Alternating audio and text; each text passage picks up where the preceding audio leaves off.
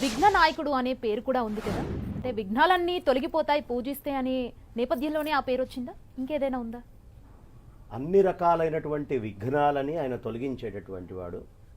ఇంకొకటి భండాసురుణ్ణి చంపాల్సి వచ్చినప్పుడు విఘ్నయంత్ర ప్రహర్షణ చేయాల్సి వచ్చింది. వాడు విఘ్నము అనే ఒక యంత్రాన్ని వేశాడు.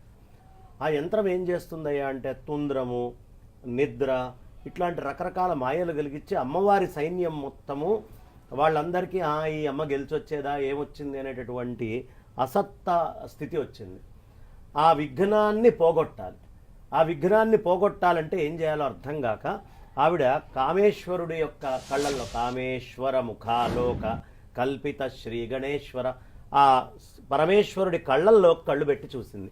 చూసేటప్పటికీ ఒక్కసారిగా అక్కడి నుంచి వినాయకుడు వచ్చి ఆ విఘ్న యంత్రాన్ని ప్రహర్షణ చేసి భండాసురుడు మరణించడానికి ఆ అసురుడి చావుకి కారణమైనటువంటి వాడు కాబట్టి ఆయన విఘ్నాలన్నిటినీ కూడా నాశనం చేసేటటువంటి వాడు.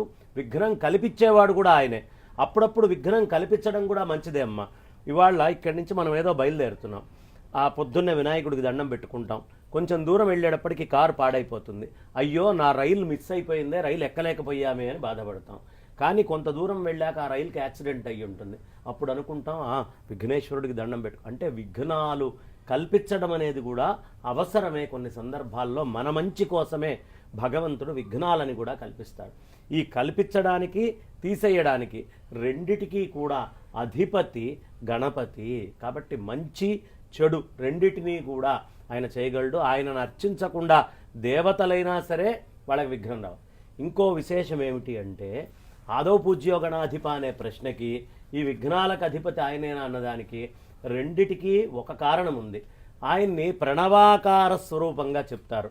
అకార చరణ విశ్వంభరణ, ఉకార లంబోదర ధీకరణ, మకార మస్తక శివ హరిస్మరణ అని చెప్పి జయ జయ ఆ సాక్షాత్తు ప్రణవేశ గణేశ అని పిలుస్తారు. ఆయన్ని ప్రణవస్వరూపంగా అంటే అకారము అనేటటువంటిది ఆయన చరణం పాదం, ఉకారము అనేటటువంటి బొజ్జ, మకారము అనేటటువంటి మస్తిష్కము. ఓంకారంలో అకార ఉకార మకారాలనే మూడు కూడా ఆయన రూపమే. అందుకనే మనం ఏ మంత్రం చెప్పినా ఓం అని చెప్పి ఆ తర్వాత దాన్ని చెప్తే గణపతిని ప్రార్థించినట్టే. ఓంకార ప్రణవస్వరూప వక్రతుండం అని పిలుస్తారు. కాబట్టి ఓంకారాన్ని చెప్పినట్టే. అందుకని ఓంకారానికి అది ఒకటి గుర్తు. ఈ విఘ్నాలన్నిటినీ కూడా అంటే ఆ మంత్రం నుంచి రావాల్సినటువంటి ఫలం మనకి రాకుండా పోతుందేమో అని ఓం అని గణపతిని చెప్పుకొని ఆ తర్వాత ఆ మంత్రాన్ని చెప్తే దాని ఫలం వస్తుంది. కాబట్టి విఘ్నాలని ఇవ్వాలన్నా విఘ్నాలని తీసేయాలన్నా రెండిటికీ మూలమైనటువంటి వాడు ఎవరయ్యా అంటే సాక్షాత్తు గణపతే. అందుకనే ఆయన్ని శబ్ద బ్రహ్మస్వరూపంగా బ్రహ్మణాం బ్రహ్మణస్పతయే అంటే ఈ బ్రహ్మణాలైనటువంటి వేదాలన్నిటికీ కూడా బ్రహ్మస్వరూపుడైనటువంటి వాడు ఓంకారం. శబ్ద బ్రహ్మం మొత్తానికి ఓంకారం మూలము.